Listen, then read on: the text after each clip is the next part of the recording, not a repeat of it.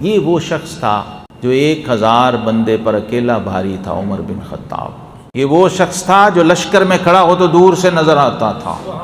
یہ وہ جوان تھا جو گھوڑے پر کبھی بھی رکاب میں پاؤں رکھ کے سوار نہیں ہوتا تھا، پیچھے سے جمپ کر کے بغیر کاٹھی اور رکاب کے گھوڑے پہ بیٹھ کے دوڑاتا تھا اس کو اپنی پنڈلیوں میں دبوچ کے۔ اور یہ وہ شخص تھا کہ اگر گائے کی کھال پہ کھڑا ہو جائے پیر رکھ کے صرف، اور 7 پہلوان اسے کھینچیں تو وہ چمڑا پھٹ جاتا تھا، عمر ہلتا نہیں تھا۔ یہ اس لیے مانگا تھا، یہ اتنا قیمتی تھا کہ مانگنا پڑا۔ کس نے مانگا اور کس سے مانگا؟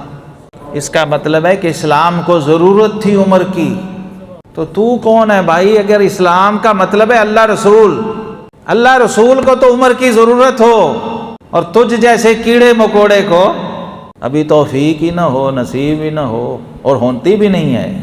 یہ بھی سچی بات ہے، جو جتنا پیارا ادھر کوئی جانے دیتا ہے کسی کو؟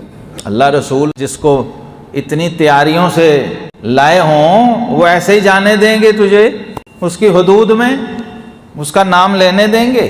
اور عمر وہ سپہ سالار ہے جو مسجد کے ممبر پہ کھڑا ہو کے اپنے کمانڈر کو میدانی جنگ میں ہدایات دے رہا ہوتا ہے 400 کلومیٹر دور، جا ساری الجبل۔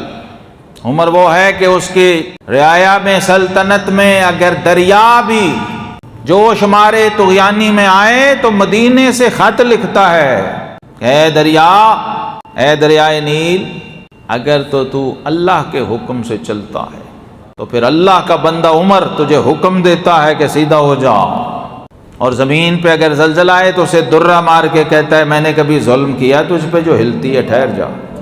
اب نہ ہلی، نہ کیا ہے، نہ ظلم ہونے دیا ہے۔ اور پھر یہ شان اور یہ مقام اور یہ عظمت آپ کو عطا ہوئی۔ ایسی فراست، ایسی ذہانت تھی کہ حضور علیہ السلام نے فرمایا کہ پچھلی امتوں میں بھی ایسے لوگ تھے جو نبی نہیں تھے، لیکن اللہ ڈائریکٹ ان سے کلام فرماتا تھا، یعنی ان کی زبان سے بولتا تھا، ان کے دل میں وہ چیز ودیت کر دی جاتی تھی، ان کو وہ فراست و الہام کا ملکہ عطا ہوتا تھا کہ ادھر وہ فرش پہ کوئی بات کرتے، ادھر عرش سے اس کی تائید میں وحی آتی۔